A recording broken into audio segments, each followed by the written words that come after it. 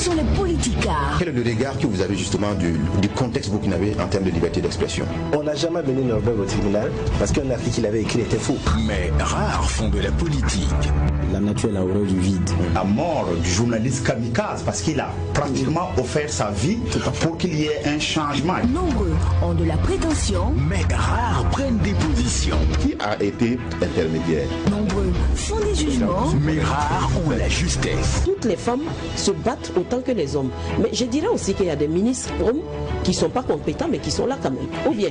Mais quand l'actualité devient l'objet, normalement la notion bien comprise de laïcité permet un équilibre des confessions religieuses à l'intérieur d'un espace républicain. Tous deviennent sujets. Cette conscience de savoir que l'autre découle de nous, ça crée naturellement en vous un sentiment de paix et ça tue tout sentiment de guerre. Le tribunal de l'actualité, c'est du lundi au vendredi à 8h et rediffusé les mêmes jours à 22h. Le tribunal de l'actualité, c'est avec Loukman Sanfo, Bernard Boukma et Geoffroy Vaha. C'est de lundi au vendredi de 8h à 9h, simultanément sur Watt FM 100.8 et sur Tree TV, la télé interactive, et rediffusée à 22h. Le tribunal de l'actualité, ne condamnez plus l'info sans l'avoir jugée. Tree TV, la télé interactive.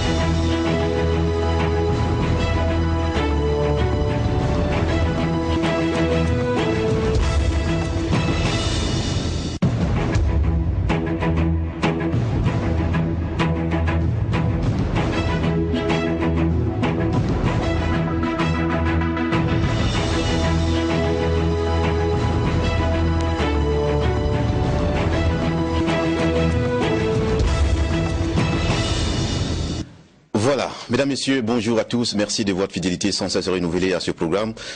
Tree TV et Watt FM, aussi à travers les radios LPC, Beau de la Sceaux et Tinkodogo. Bienvenue au tribunal de l'actualité. Ce rendez-vous où sont jugés les faits majeurs de l'actualité entre approbation et condamnation, confirmation, vérité et dénégation.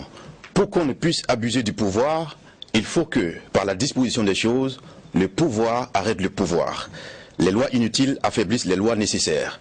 Nous avons cité de l'esprit des lois de Montesquieu en ces chapitres 4 et 16. Bonne méditation en cette journée du 8 juillet 2019. Mesdames, Messieurs, bienvenue à la première convocation de la semaine du tribunal de l'actualité. Je suis Loukman Sanfo, président du tribunal de juge au siège, Bernard Boukma à gauche, Geoffroy Vaha à droite. Bonjour à tous les deux.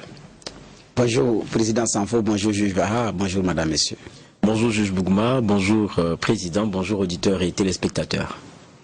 Merci d'être sur ce plateau du tribunal de l'actualité pour donner vos avis sur les faits majeurs de l'actualité nationale et internationale. Mesdames, Messieurs, merci aussi à vous qui nous faites l'amitié de nous suivre du lundi au vendredi à partir de 8h pour les directs, rediffusés les mêmes jours à partir de 22h. Alors ce matin, deux sujets retiennent notre attention pour cette convocation du jour.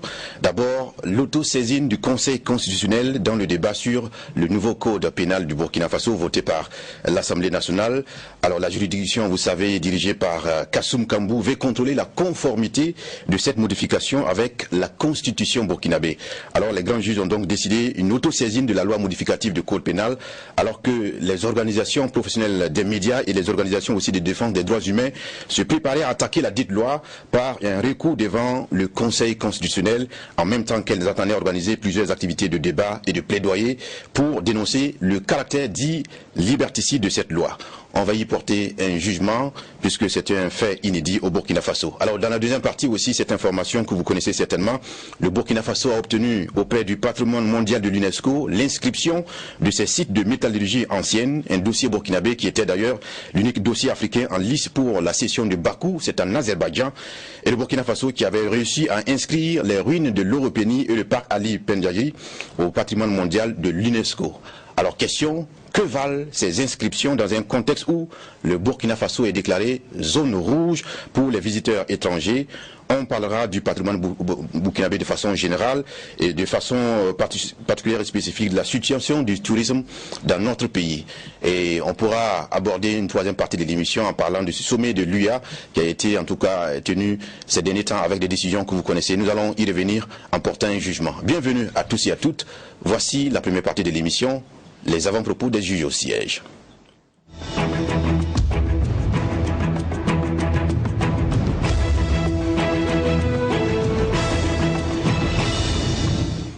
Merci de votre fidélité à ce programme. On commence par donner la parole au juge Bougman pour son avant-propos du jour.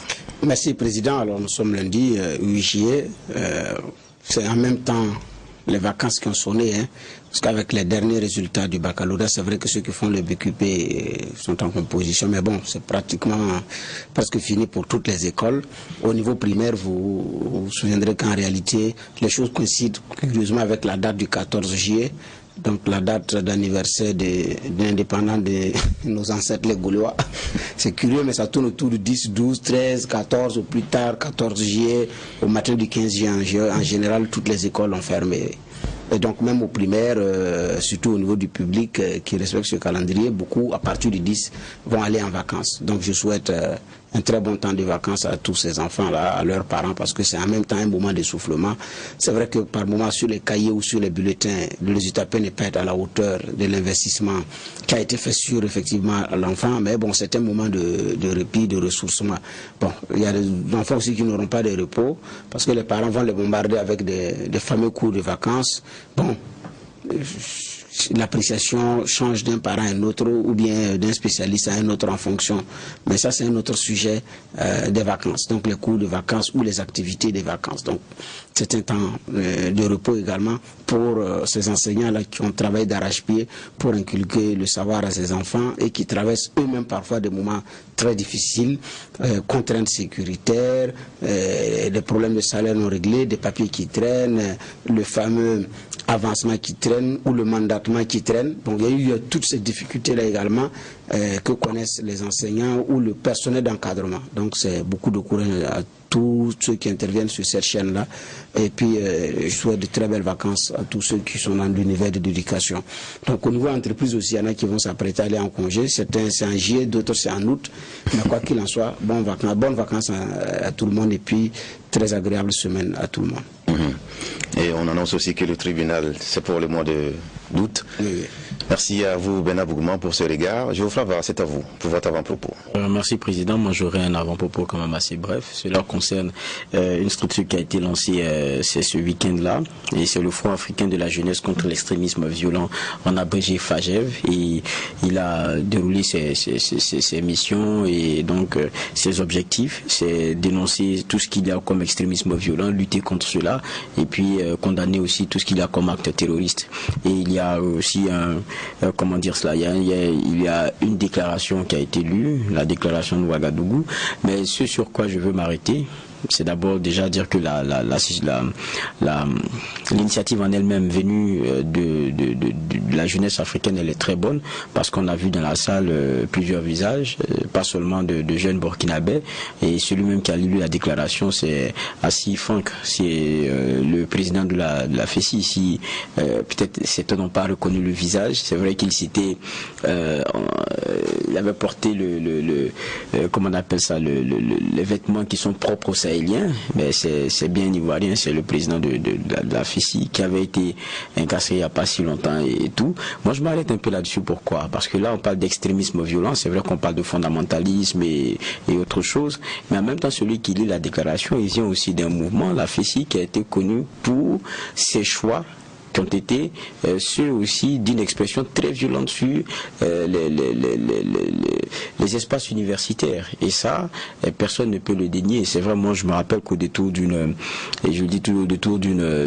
sujet que je devrais traiter à Abidjan, notamment concernant la vie de la FESI dans un passé récent, et maintenant, j'avais pu le rencontrer et il m'avait partagé un peu la vision nouvelle de ce mouvement-là qui serait très loin de la violence qu'on avait connue par le passé. J'espère que c'est ce qu'il incarne aujourd'hui, mais je dis encore, c'est une bonne initiative que de voir ces jeunes-là de façon transversale dans tous les pays se mettre ensemble face à un sujet qui préoccupe. Ce n'est pas que l'affaire des pays Thaïlande, on dira comme ça, ou bien pays sahéliens. Quand on prend le cas de la Côte d'Ivoire, on se rappelle de ce qui s'est passé à Bassam, mais ces vidéos qui ont fait froid dans le dos de personnes qui, avec les caméras de surveillance et puis quelques téléphones, pouvaient voir se faire tuer là comme ça faisait vraiment froid dans le dos. Donc je dis, ça concerne tout le monde. C'est bien que cela soit donné, mais je pense que avant d'arriver à l'extrémisme même violent, la violence, chacun devrait le combattre dans chaque coin là où il est, et c'est ça le plus important. D'accord, merci à tous les deux pour cette première partie de l'émission, baptisée les avant-propos. Alors, à présent, on va se prononcer sur, on va dire, le comportement même de notre appareil judiciaire sur la situation nationale. Vous savez que dans le débat sur la modification du nouveau code pénal, nous avons reçu ici un représentant des organisations pour sein des médias pour parler justement des actions qu'ils projettent en tout cas mener. Et suite à cette audition de M. Boulema Ouedraogo, qui est le président de la CEP, on apprend à la suite aux heures qui ont suivi l'autosaisine du Conseil constitutionnel. Les grands juges ont décidé d'une autosaisine pour se prononcer sur la conformité de cette loi comparée à la constitution du Burkina Faso, alors que les organisations professionnelles de défense des droits de l'homme et puis des médias se préparaient à attaquer la dite loi avec un recours formel devant le Conseil constitutionnel, en même temps qu'elles entendaient organiser aussi plusieurs activités de débat et de plaidoyer pour dénoncer le caractère dit liberticide de cette loi. Alors aujourd'hui, on a l'occasion d'y revenir. Bernard Boukma, pour commencer, tout le monde reconnaît que c'est un fait inédit. Vous l'avez d'ailleurs dit dans votre édito tout à l'heure.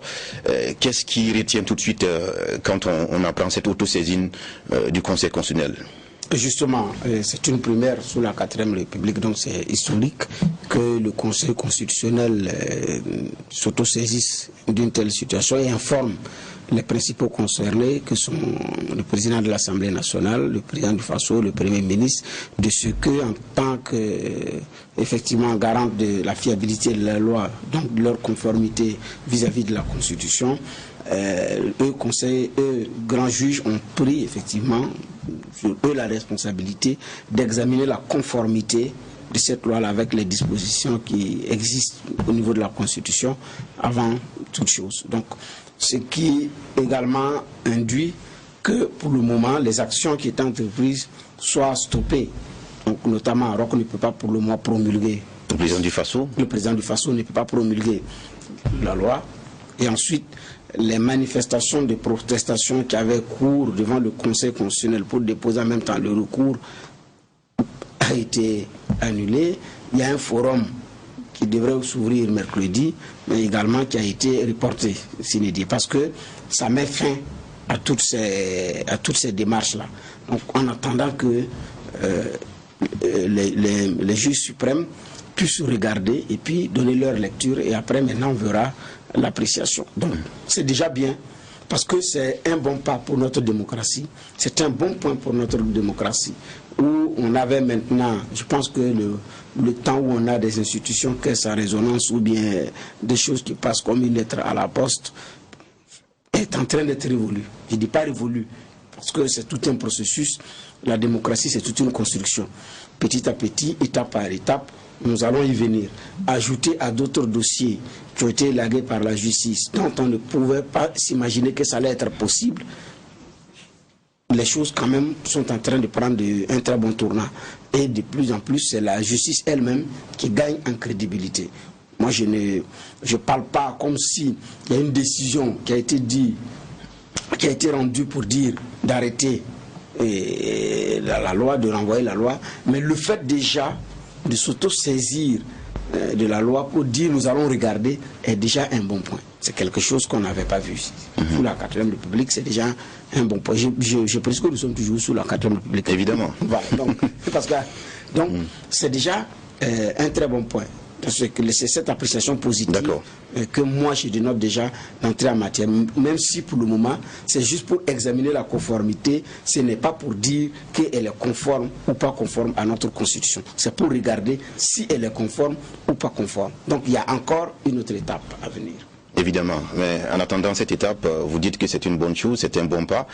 Et Geoffroy, mais pour ce qui pourrait justifier cette autosaisine du Conseil constitutionnel, d'aucuns n'y voient pas vraiment le caractère urgentissime ou dangerosissime, on peut dire ainsi, au point que le Conseil, pour une première dans l'histoire de la 4e République, s'autosaisisse. Est-ce que vous y voyez effectivement, parce que de par le passé, il y a eu certains faits où on a attendu le Conseil constitutionnel qui n'est pas venu, il a fallu que certains l'interpellent ou le saisissent, on dit comme ça.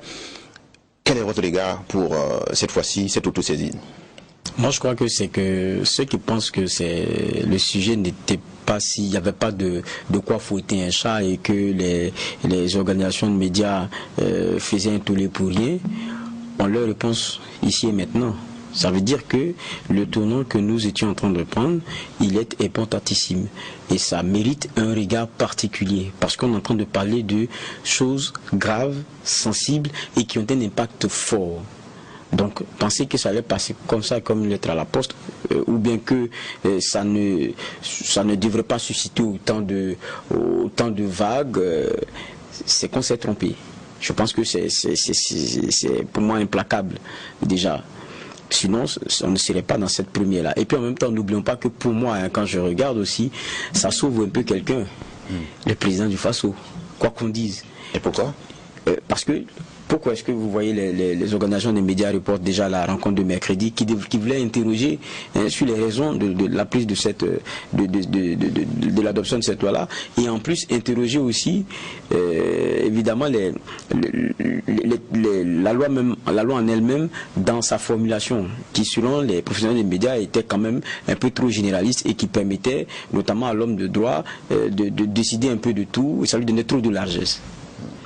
Maintenant qu'il y a un conseil qui va regarder là-dedans et que ces professionnels de médias disent qu'ils reportent, ça veut dire que ça engage, ça veut dire que ce regard-là il est important, tout le monde l'attend, et puis ça suspend aussi ce qui devrait être la décision du président. Ça veut dire quoi? Ce qui en sortira, que ce soit favorable à ceux qui ont couché les choses sur papier, ça donne beaucoup plus de légitimité au président de poursuivre sa chose. Maintenant, quand c'est retoqué, quand on se rend compte que on nous dit que ce n'est pas conforme, ça ajoute du poids aux hommes de médias et ça rendra les choses un peu, ça obligera les autres à venir revoir un peu leur copie, quitte à préciser certaines choses à l'intérieur ou à reformuler de sorte à ce que on est un genre de conformité. Je veux dire que d'une façon ou d'une autre, c'est attendu, et c'est attendu par les hommes de médias, c'est attendu aussi par ceux-mêmes qui ont couché les choses sur papier, et j'ai dit ça sauve encore le président dans cette atmosphère-là qui commençait à ne pas être trop intéressante, où il y avait je ne parlerai pas des clivages, où on avait comme on n'était pas, soit on était pour, soit on était contre. On n'était pas, il n'y avait pas de milieu. Donc quand c'est comme ça, ça rend les choses un peu difficiles. Donc aujourd'hui, on est tous obligés d'attendre et de regarder. Maintenant, c'est vrai que dans la logique des choses, certaines personnes disent que le scénario était que cette promulgation allait être actée du fait que le président lui-même qui était au Conseil des ministres qui a pris cette décision ne pourrait ramer en contre-courant de son gouvernement. Donc il fallait s'attendre à ce que la loi soit promulguée par le président du Faso. Donc cette décision vient comme pour interrompre cette velléité, on va dire. Autrement dit, il ne fallait pas mettre le mécanisme de promulgation. Comme le président a été au Conseil des ministres, préside le Conseil des ministres, ils ont fini, ils ont envoyé à l'Assemblée nationale, si l'Assemblée nationale vote, ce n'est plus la peine que ça revienne à la présidence pour être promulgué. Non, si la promulgation fait partie du mécanisme, c'est qu'effectivement, à un moment donné, le président peut ne pas promulguer aussi la loi, ça peut arriver, au regard effectivement de ce qu'il peut avoir comme contingent de dernière minute. Voilà effectivement qu'une loi, c'est vrai que le Conseil constitutionnel s'est auto-saisi, mais le président pouvait sortir pour dire bon, il faut soit à la promulgation. tout simplement. Parce que lui aussi, il a des conseillers après qui vont regarder. Il y a eu une loi, il y a eu plusieurs fois des uns et des autres s'attendaient à ce que ça ne soit pas promulgué, ça l'a été, que ce soit par rapport aux forces de défense et de sécurité, aux forces armées nationales sous la transition, ou, excusez-moi, la loi Chérif en son temps. Bon, il y a eu beaucoup de commentaires. Voilà, donc il pouvait ne pas promulguer. Ça aussi, il faut lui connaître cela. Maintenant, ce n'est pas parce qu'il a été au niveau du Conseil des ministres et n'est pas promulgué, c'est comme s'il se disait, parce que le faire ou ne pas le faire également relève de ses prérogatives. Donc il y a quand même une réserve à mettre à ce niveau-là. Maintenant, je suis d'accord quand je vous ai dit le Conseil constitutionnel sauvera le soldat Roch dans cette affaire. Parce que si le Conseil constitutionnel dit que c'est inconstitutionnel cette loi, donc ce n'est pas la peine de nous foncer, bon, on met fin aux choses, suite à ce que les uns et les autres les visent pour revenir, on dirait, bon, comme les juges ont retoqué, nous on n'a rien à dire, c'est à l'honneur de la démocratie, l'exécutif ne peut pas forcer les mains, et puis c'est un bon justificatif qui est trouvé. Maintenant, c'est ceux qui ont été les ouvriers vraiment de cette loi, ceux qui ont été véritablement à la manœuvre, maintenant, bon, ils se trouveront naturellement coincés. Mais quoi qu'il en soit, ça ne veut pas dire que le président aujourd'hui n'est pas mal à l'aise vis-à-vis de cette loi. Parce qu'elle touche un principe fondamental, c'est la liberté d'expression qui est consacrée dans la Constitution. D'ailleurs, les premiers articles, c'est consacré dans la Constitution. C'est dire qu'une chose... oui, allez-y. Vous faites la différence entre le président du Faso et, on va dire, le Conseil des ministres. Et le président du Conseil des ministres, vous l'avez dit. Si on peut le dire ainsi. Mais il est le président du Faso, président du Conseil des ministres. J'ai dit, la loi quitte le gouvernement pour aller à l'Assemblée nationale, c'est fini, ça ne revient pas au gouvernement, ça vient sur la table du président. Évidemment. Ça ne revient pas en Conseil des ministres pour être examiné par les ministres, mais ça part maintenant sur la table du président. Là, c'est le président et son cabinet. N'oublions pas qu'au-delà du gouvernement, au-delà du gouvernement dont le chef est le premier ministre, donc il y a la primature, il y a aussi une institution appelée le président du Faso. Évidemment. Qui a tout un cabinet, qui a son personnel qui n'a rien à voir avec ceux du Conseil des ministres.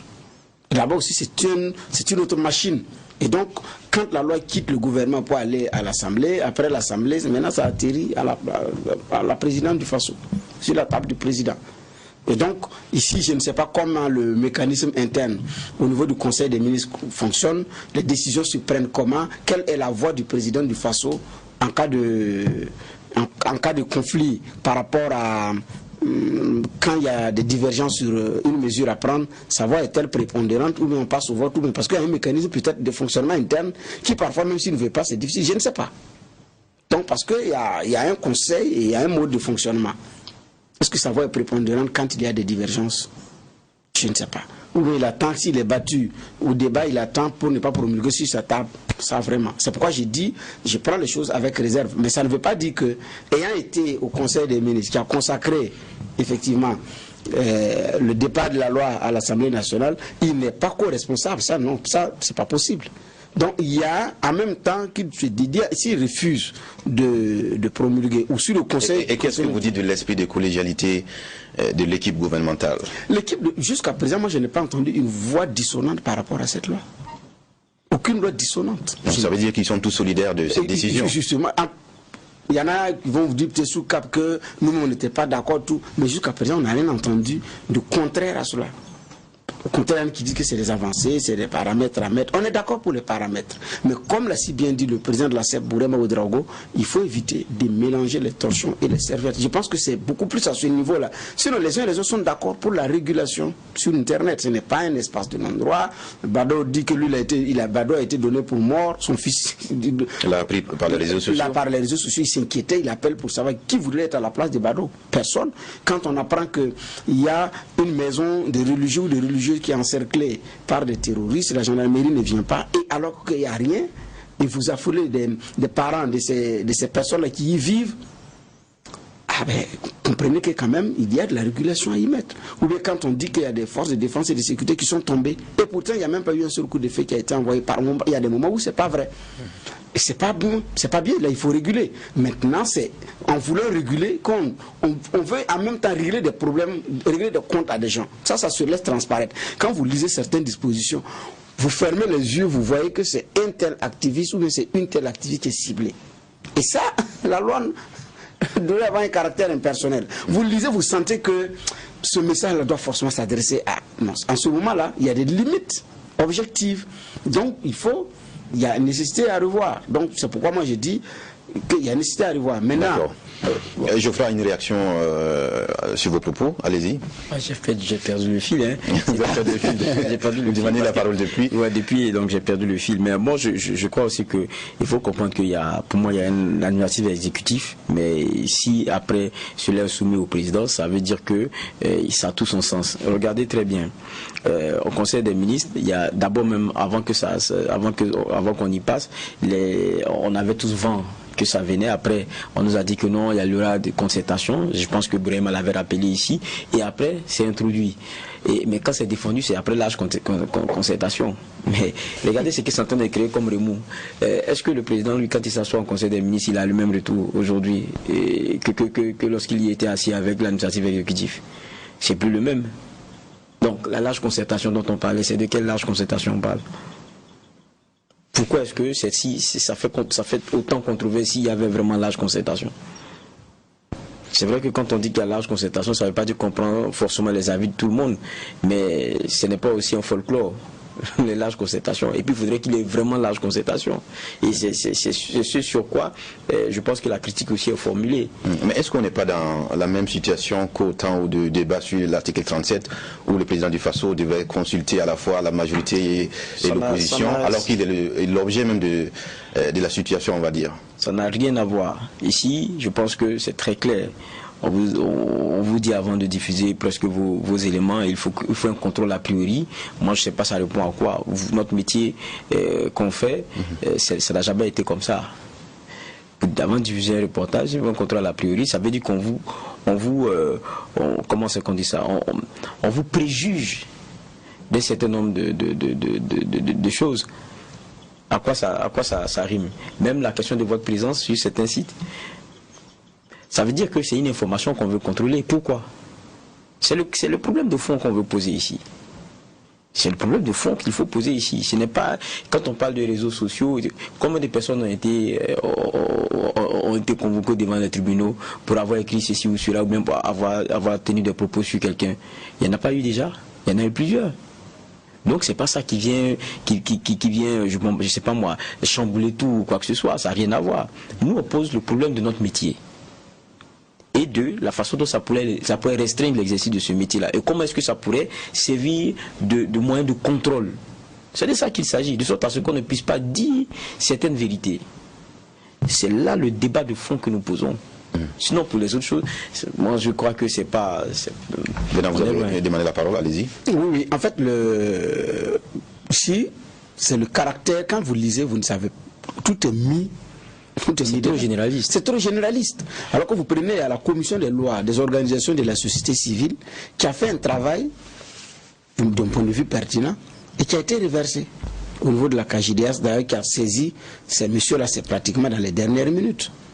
Et donc, ce travail-là a été fait par la commission des lois des organisations de l'Assemblée, des organisations de la société civile. Mais cette large concertation qui a été évoquée, c'était avec qui? Même le président de la CEP dit non, c'était pas vrai. Parce que la loi a été rappelée juste à cause d'ailleurs du fait que il y avait la nécessité de ce large, de large concertation. La question que je me pose, est-ce que ceux qui ont eu en charge ce dossier sont allés regarder le président droit dans les yeux pour lui dire effectivement on a eu la large concertation, ils sont d'accord, c'est fini? Et en ce moment... Vous parlez du président de l'Assemblée nationale? Non. Ou bien le président du Faso? Puisque c'est passé en conseil des ministres avant de venir à l'Assemblée nationale. Est-ce que quelqu'un a dit à tous les ministres que la large concertation là est finie? Parce que ça a été freiné à cause de la nécessité d'une large concertation, donc en vue d'une adhésion consensuelle. Donc on s'attendait effectivement à des propositions des autres partis pour pouvoir enrichir effectivement le document avant de ramener ça encore sur la table du Conseil des ministres. Vous êtes en train de dire que le ministre en charge de la question n'a pas fait son travail? Je n'ai pas dit qu'il n'a pas fait son travail. Peut-être la large concertation n'a pas eu lieu. C'est ça le travail? Non, mais ce n'est pas qu'il n'a pas fait son travail, parce qu'il n'a pas fait son travail et puis on a une substance. On a une substance qui est critiquée, ça au moins c'est un travail. Mais qui n'a pas bien fait son travail ou n'a pas mieux fait son travail, là on est à un autre niveau d'appréciation. S'il a fait son travail, maintenant le travail est critiqué, il est controversé, là il y a un travail qui a été fait. Maintenant, alors, tu as été envoyé pour la concertation finale. Et la question que je pose, c'est est-ce que tous les ministres ont été rassurés qu'il y a eu large concertation, il y a eu une large adhésion, donc on peut y aller. Et sur cette base-là, les uns et les autres sont allés. Mais la lucidité également commandait que quand vous regardez même en tant que ministre certaines dispositions, normalement devraient pouvoir vous interpeller, en ce sens que cela pourrait avoir de la difficulté d'application. On a des professeurs de droit, on a un ministre de la Justice qui est magistrat. Mais attention, il y a un bémol à mettre. Vous dites ça, mais on a entendu, j'ai rappelé cela ici lorsqu'on recevait ici notre confrère, j'ai dit que le ministre de la Justice lui-même a dit aux journalistes, tranquillisez-vous, ça ne vous concerne pas, ça concerne les autres. Alors que toute personne, je ne sais pas comment on interprète, peut-être que nous on ne connaît pas trop le droit, mais toute personne là, en quoi est-ce que ça écarte le journaliste? Donc, je veux dire que c'est vrai qu'il y a peut-être l'intention. Quelques supports que ce soit. Voilà, il y a beaucoup de termes qui sont trop larges pour dire que nous ne sommes pas concernés. Maintenant, est-ce que l'interprétation du ministre a valeur d'évangile? Je suis désolé. Il y a la bonne foi qui est peut-être la leur, mais il y a la réalité aussi de la façon dont ils ont exprimé cette bonne foi qui pose problème dans son caractère trop large et qui nous inclut. C'est ça la vérité. Alors, on est au tribunal de l'actualité, on n'a pas pour habitude de faire dans la langue de bois. On a un ministre en charge de la question qui est d'abord journaliste. Alors, la question qui souvent est débattue entre nous journalistes, c'est que la question n'a pas été suffisamment débattue dans le milieu, avoir le regard de la corporation avant de porter ce projet au niveau de l'Assemblée nationale. Est-ce que vous avez aussi des griefs à ce niveau-là? Quand on lit, moi je dis que j'ai beaucoup de griefs. J'ai dit d'abord que c'est trop large. Et puis, on ne peut pas demander à... Je parle du caractère participatif dans le débat. Oui. Mais ça a été dit ici, de deux choses l'une. Si il y a eu large concertation, je pense que les remous que ça crée aujourd'hui, et puis la façon dont le monde média, de façon presque totale, dit qu'il y a un problème. S'il y a eu large concertation, ça veut dire qu'il y a deux choses. Soit que la concertation a servi, ça n'a été qu'un prétexte, donc un folklore, et c'est pas sincère, soit il n'y en a pas eu. Sinon, on n'aurait pas aujourd'hui la façon dont c'est vomi. Il n'y a pas 36 façons de voir la chose. Maintenant, il aurait fallu un débat national sur la question. Est-ce que ça vaut la peine? Pas forcément national. Un débat national. Les acteurs qui interviennent dans la chaîne sont connus par le ministre qui a siégé dans certaines instances et qui a donné la formation et la communication à certains des organisations qui existent. Ils sont connus par Chérif Si, qui a été président de l'ACEP, il est ministre de la Défense. Donc Rémi Denguinou, Si Chérif, Sango, qui c'est vrai que juriste, mais qui a donné plusieurs communications aux hommes de médias, à travers plusieurs organisations professionnelles des médias. Donc les acteurs qui peuvent regarder ou contribuer sont connus. Au niveau de la composante droits humains des organisations de la société civile, cette branche également, elle existe. C'est vrai, elle a été saisie pratiquement dans les derniers moments. J'ai dit, ces organisations ont fait un travail remarquable qui ont été déposées vraiment dans les limites, quoi. Parce que saisie vraiment en retard. Mais comme l'a dit Bourema, Syriac Paré, ceux qui publient en ligne, lui dit que c'est pratiquement un jour avant qu'il a eu l'info, il demande est-ce qu'ils ont eu l'information, comment on fait? Mais donc ça veut dire que, comme Geoffroy l'a dit, large concertation s'il y a eu, peut-être c'est du folklore, ou il n'y en a pas eu, ou bien ça a été fait à dessein, on vous informe, mais le temps est tel que vous n'avez pas le temps de réagir conséquemment. Parce que c'est un travail de réflexion et il faut réunir des acteurs. Les gens ne sont pas aussi parfois ici pour attendre ces choses-là. Donc il y a eu donc c'est pas forcément un débat national, mais c'était d'associer les acteurs qui contestent cette loi-là. Je pense qu'on allait pouvoir trouver quand même quelque chose de mieux construit et de mieux élaborer que ce que nous avons, parce que c'est controversé la preuve. Le Conseil constitutionnel même dit c'est mieux que moi je regarde, chose rare quand même. Et puis, parlant de concertation, si vous vous rappelez, lorsque les débats ont eu lieu à l'Assemblée nationale, les confrères ne sont pas fait raconter cela. On en a vu les réactions sur place, notamment de l'AJB et beaucoup d'autres organisations qui représentent les médias, qui ont tous dit la même chose. Il n'y a pas eu beaucoup de discussions sur ce qui a été proposé avant que ça ne vienne à l'Assemblée nationale, même avant que ça ne soit porté devant le Conseil des ministres. C'est toujours le même reproche qui revient. Donc, de quelle concertation on parle? Alors, j'avais dit qu'on allait se prononcer de façon générale sur le comportement même de l'appareil judiciaire burkinabé, sur la situation nationale. Aujourd'hui, le Conseil constitutionnel s'auto-saisit de cette affaire du débat sur le code pénal. D'aucuns disent que ça doit être quand même un renouveau de notre justice, parce que sur certaines affaires, on attend que l'appareil judiciaire s'auto-saisisse. Souvent, ce n'est pas le cas. Il a fallu attendre que des citoyens les saisissent. Alors, quel est votre regard par rapport à cette question? Non, il y a des choses qui ne vont plus pouvoir se faire comme de par le passé. Les choses sont en train d'évoluer. Donc il y a du positif qui est en train de se dégager. Sur certains dossiers, je vous dis, sur certains dossiers, c'était pas évident. Si on n'avait pas eu une insurrection et un coup d'État, c'était pas évident. Donc il y a quand même des avancées qui sont en train d'être constatées. Vous prenez devant le tribunal administratif, il y a eu des avancées. Même au niveau du tribunal de grande instance de Ouagadougou, il y a eu des avancées.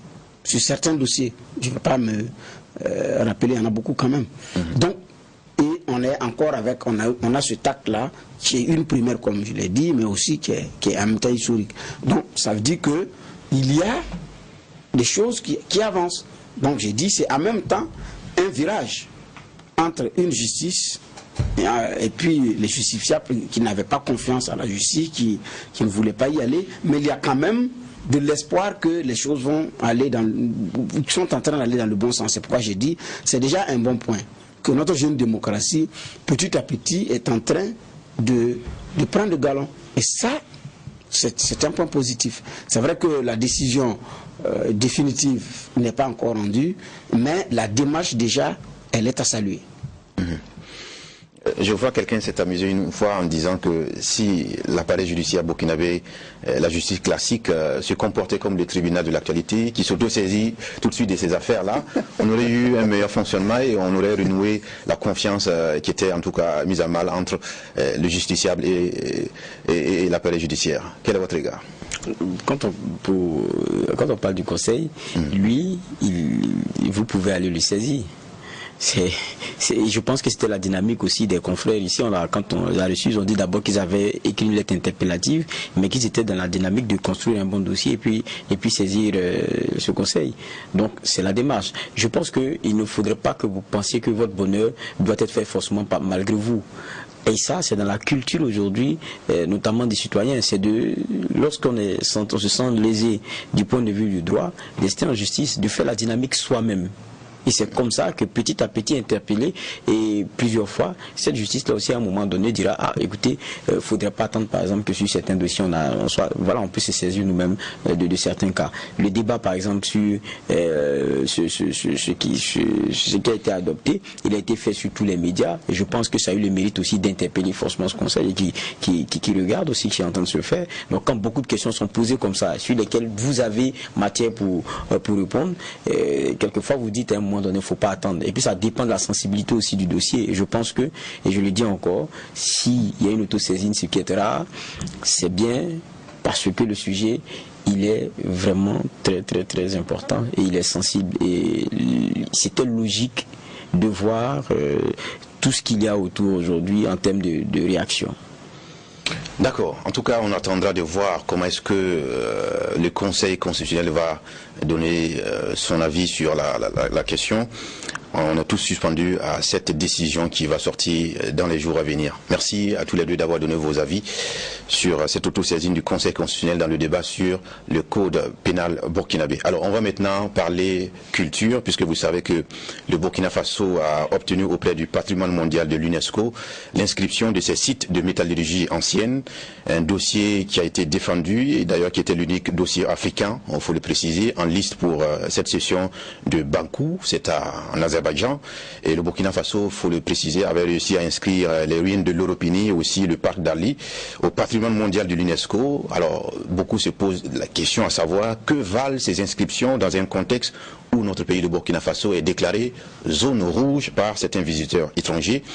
Donc, on a envie de parler du patrimoine culturel burkinabé de façon générale, mais aussi de façon spécifique de la situation du tourisme burkinabé dans un contexte d'insécurité.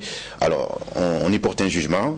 Pour commencer, l'affaire de l'inscription des ruines, plutôt de la méthodologie ancienne. Quel regard porté? L'équipe a représenté le Burkina Faso, défendu argument après argument. On est inscrit. Quelle est votre appréciation, Bernard? Bon, je tiens de féliciter l'équipe qui a travaillé pour qu'on y arrive.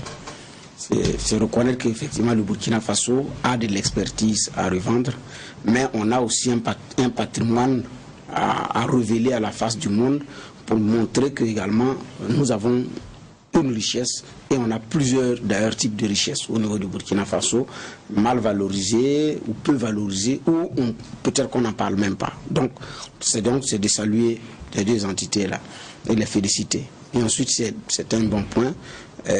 Pour le Burkina, c'est vrai qu'il y a des attaques terroristes, parce que quand vous parlez de pain en rouge, moi je souris, c'est comme si on allait rester tout rouge, quoi. C'est comme s'il n'y a pas d'espoir qu'un jour notre carte le devienne verte, non. Donc ce n'est pas aussi parce qu'il y a de la difficulté, il y a des défis à relever qu'il ne faut pas avancer, il faut marquer une pause quand tout va régler, et puis non, il y a des moments où vous êtes obligé de démarrer sous la pluie.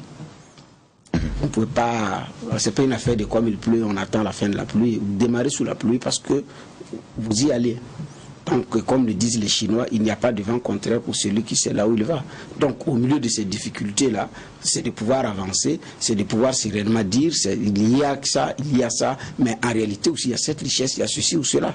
Donc, je pense que c'est comme ça, moi, je prends les choses. En tout cas, tout est à l'honneur de tout le Burkina Faso. Geoffroy, l'équipe du Burkina Faso qui réussit l'examen, on va dire comme ça, sous le leadership du ministre Sango, votre regard d'entrée? Bon, c'est déjà une bonne nouvelle. Et puis, ce qui est intéressant, c'est de trois, on va dire comme ça, pour ce qu'on a de dynamique récente pour inscrire nos sites. Et puis, on sait comment c'est porteur d'histoire quand même. Il y a le ministre qu'on écoutait qui disait que certains fourneaux qu'on voyait et autres dataient quand même du 8e siècle avant notre ère. Donc, ce qui n'est pas rien. Donc, c'est des richesses, pas seulement burkinabais. Elles retracent aussi l'histoire du monde aujourd'hui. Et que ce soit patrimoine mondial et décision prise à cette 43e session, c'est très bien. Maintenant, c'est là aussi il faut comprendre que quand on est ensemble, on est fort. Parce que dans mes notes, moi j'avais vu qu'il y avait quand même les pays comme le Zimbabwe, la Tunisie, le Sénégal, l'Angola, qui ont soutenu le Burkina dans cette dynamique-là. Donc on n'est pas parti tout seul. C'est pour ça, Sango, le ministre parlait d'une diplomatie culturelle burkinabé qui était en marche.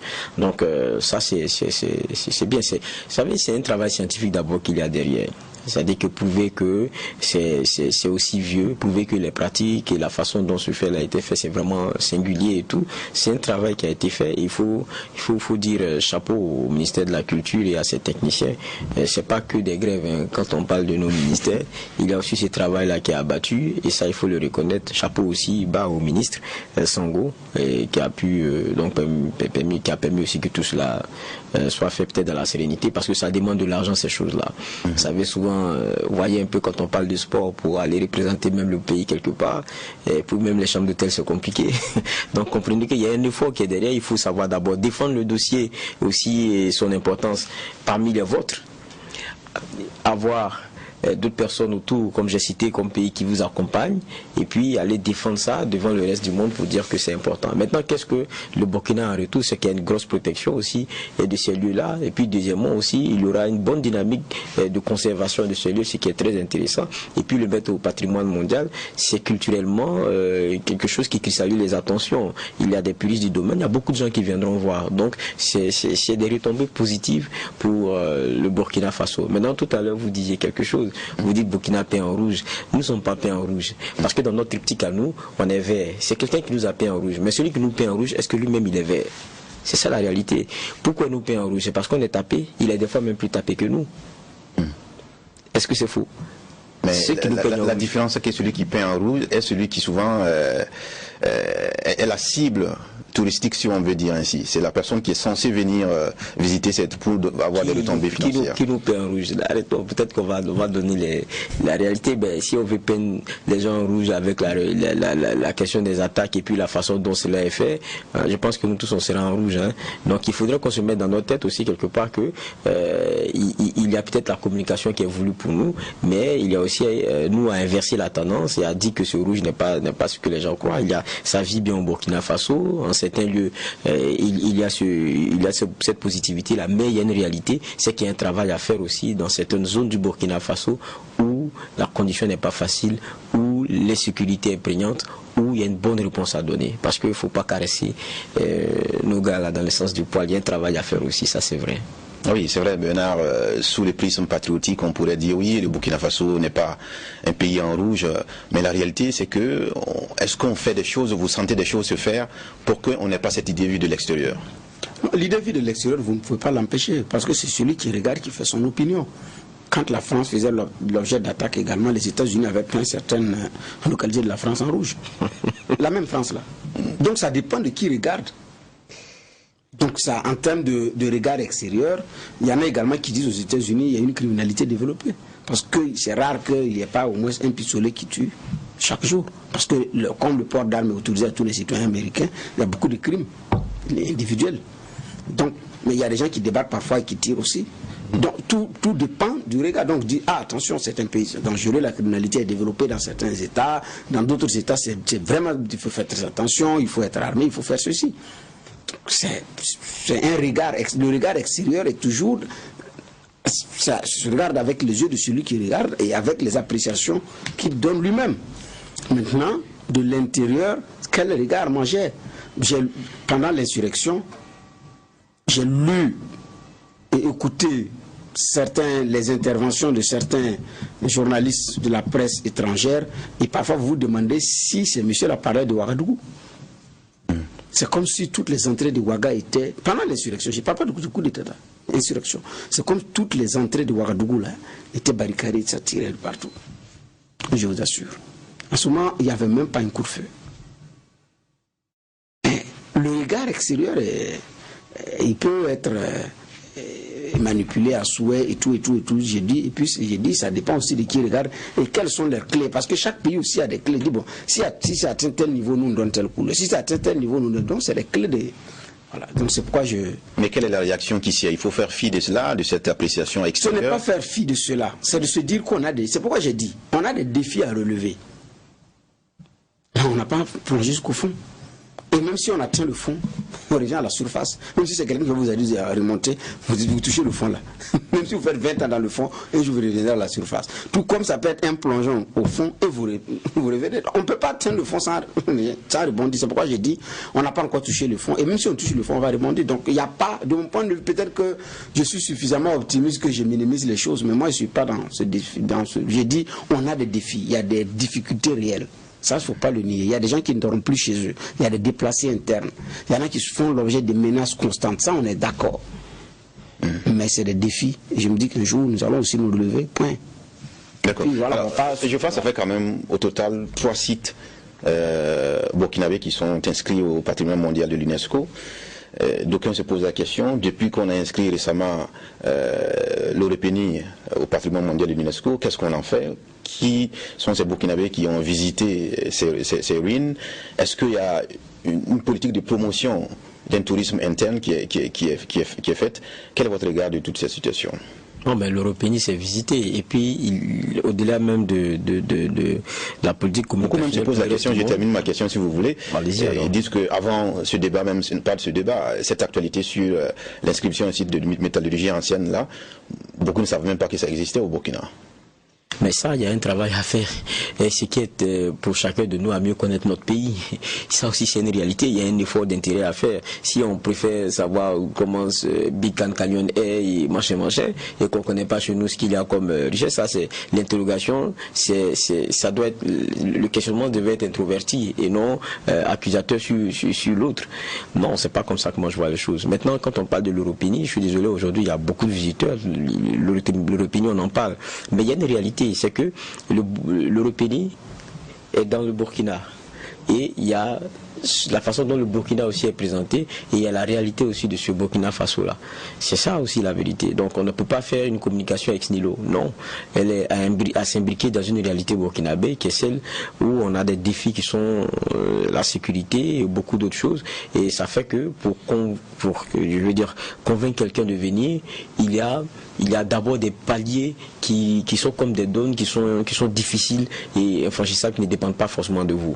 Maintenant, il y a un travail peut-être communicationnel aussi à faire en interne. Nous, on sait où est l'Orépénie, on sait qu'il n'y a pas de danger à y aller. Et je pense qu'il y a beaucoup de communications qui ont été faites, notamment pour les vacances, puisqu'on parle des vacances, pour qu'il y ait ce tourisme interne là. Quand on parle des pays qui ont su faire les grands changements, ça a commencé aussi par intéresser les nationaux aux sites qui sont les leurs. Et ça, c'est un travail interne à faire. Mais Bernard, est-ce que vous sentez justement cette dynamique-là? Parce qu'on est en pleine vacances, mais on sent souvent des colonies vers le Ghana, vers d'autres destinations, et rarement à l'intérieur du pays. Rarement à l'intérieur du pays, mais l'intérieur du pays, c'est pendant l'année scolaire que les élèves s'organisent pour aller à Sabou, pour aller visiter les sculptures sur granit, pour aller à Maniga, pour aller visiter chez M. Clark à Koubri. Mais ça, c'est réellement pendant l'année scolaire. Mais les vacances, effectivement, le tourisme interne, il y en a qui le font, mais il y a beaucoup qui préfèrent sortir également pour aller regarder à l'extérieur, après avoir visité à l'intérieur. Donc il y a cette réalité, parce que c'est pendant les vacances. Mais c'est des Burkinabés qui organisent les colonies et c'est des Burkinabés qui y vont. Maintenant, il y a aussi un travail, je suis d'accord avec vous, à valoriser le tourisme interne. Mais pendant la saison pluvieuse, il y a des sites également qui sont difficilement accessibles. Parce que pendant la saison pluvieuse, aller à Banfora, c'est pas évident, hein, sur les cascades, ou bien dans ces zones de sites, compte tenu du terrain. Donc il y a cette réalité aussi que les uns et les autres prennent en compte. Mais ça ne doit pas empêcher que sur le plan interne, il y a moins de promotion de notre potentialité. Comme vous parlez effectivement de la métallurgie, il y a moins de promotion là-dessus. Ça, il y a moins de promotion, mais c'est un travail à faire. Donc il y a un travail à faire pour que le Burkinabé puisse s'intéresser déjà à l'interne, à ce qui se fait. Mais ça, il y a un travail à faire. Mais moi, je dis toujours aussi qu'il faudrait qu'on soit réaliste avec nous-mêmes. La promotion, hein, ce n'est pas un spot publicitaire seulement qu'on passe sur des chaînes de télé. Ce n'est pas seulement un spot sonore qu'on fait passer à la radio. Il y a les débats que nous sommes en train de faire, qu'il faut qu'aujourd'hui on parle de l'Europénie, on parle de tous ces sites-là. Le monsieur va s'asseoir dans son salon, mais dans sa gargote, pour dire, mais les gars, il ne faut même pas la promotion pour que les Burkinabés y aillent. Lui, il a ses enfants, ils sont en vacances. Mais il sait que ces sites-là existent. Il veut qu'on l'attrape par la main pour l'y amener. La promotion, là, commence par où? C'est lui qui serait parti là-bas avec ses enfants, qui aurait pris des photos, qui aurait balancé sur les mêmes réseaux sociaux, et ses amis qui sont des Français, qui sont à l'extérieur, diront: ah, mais ces sites-là, vous les avez chez vous. Mais comment ça, la communication se fait? Dans les autres pays, c'est comme ça. Ils apprennent à aimer leurs choses. Donc il faut une appropriation citoyenne d'abord. Il faut d'abord cette appropriation. La promotion n'est pas le fait de quelqu'un ou d'une entité. Il y a un travail, c'est vrai, structurel à faire, du ministère et tout. Mais est-ce qu'on doit pas leur donner le goût? Parce que la question aussi c'est ça. Est-ce qu'on ne doit pas leur donner le goût? Parce que même les parents, s'ils n'ont pas été éduqués dans cette vision-là, c'est pas évident. Je suis désolé, si vous aimez le benga, c'est pas parce que quelqu'un vous a tiré la main pour vous. Vous avez goûté un jour, vous l'aimez, c'est tout. Parce que vous comprenez. Donc si vous aimez votre pays, vous aimez les richesses culturelles de votre pays, à partir du moment où vous savez que ça existe, c'est pas quelqu'un qui va enlever ça, vous mettre dans la bouche. Mais vous enlevez, vous tirez par la main, vous y amenez. Après, quand vous voulez donner la leçon de ces choses-là, il faudrait que vous en fassiez vous-même aussi l'expérience. Donc je dis la promotion, elle est participative. Donc je pense que je me suis assez bien expliqué là-dessus. Il ne faut pas attendre que tout vienne de l'autre. Non. On a notre part à jouer, on a la chose à faire. Si on prend nos enfants, on préfère aller au Ghana, et puis on dit que c'est parce qu'on n'a pas vu assez de spots publicitaires sur l'Européenie, c'est qu'on s'est trompé. Maintenant, est-ce que les Burkinabés ont été suffisamment sensibilisés sur les enjeux du tourisme interne? Ce n'est pas qu'une affaire de suffisamment sensibilisé. Monsieur ou madame se plaît à dire que je suis allé, j'ai amené les enfants dans tel pays, je les ai amenés où? C'est tout. L'enfant même apprend ça à l'école. C'est-à-dire que les sites les connaissent ça par cœur. Il dit papa, je vais partir. Il dit non. Mais dis non. On va voir ça, on va voir ça. Lui, c'est un spot, il attend, spot de télé. L'enfant même dit, le père l'a appris à l'école, l'enfant l'a appris, dit papa, c'est mieux qu'on aille. Il a dit non, il faut laisser ici, c'est à côté, on va aller, on va voyager. Tu prends le vol, tu vas aller, voilà, on va aller visiter les vrais points. Il faut laisser ici là. Mais la réalité, c'est que Geoffroy dit, c'est vrai. La promotion, c'est d'abord une appropriation. Une appropriation, ça, c'est d'abord ça. Ce n'est pas le sport télé maintenant vient en complément, quoi. On a dit oui, vraiment, moi j'ai été là-bas, c'est formidable. Mais s'il faut attendre que le sport vous y amène, vous dites, c'est sûr qu'ils ont filmé même pour faire joli, pour qu'on y aille, c'est pas sûr. Et c'est que ça là, ils ont fait Photoshop. Voilà, donc la réalité aussi, bon, c'est individuel. Hein. C'est individuel, faire le choix de se lever, aller regarder, revenir, ça c'est d'abord le Burkinabé, individuellement, mais il préfère aller ailleurs pour revenir raconter que j'ai passé les vacances dans tel pays, sur tel site touristique, j'ai amené les enfants, c'était beau, oui, voilà. Puis il se plaît là-dedans. Donc il y a un travail interne à faire, mais c'est d'abord au niveau individuel. C'est d'abord au niveau individuel. D'accord. Merci à tous les deux pour cette appréciation. On va féliciter l'équipe, c'est ce qu'on peut retenir aujourd'hui en tout cas pour ce sujet, féliciter l'équipe du ministère de la Culture pour cette inscription au patrimoine mondial de l'UNESCO pour les métallurgies anciennes. On va aussi inviter l'ensemble des Burkinabés à visiter les sites burkinabés parce que nous avons des raisons en tout cas de visiter notre patrimoine. Merci de nous avoir suivis pour ce lundi. On vous retrouve mardi pour d'autres sujets d'actualité. Que la paix nous fasse la guerre, que la guerre nous fasse la paix. Au revoir.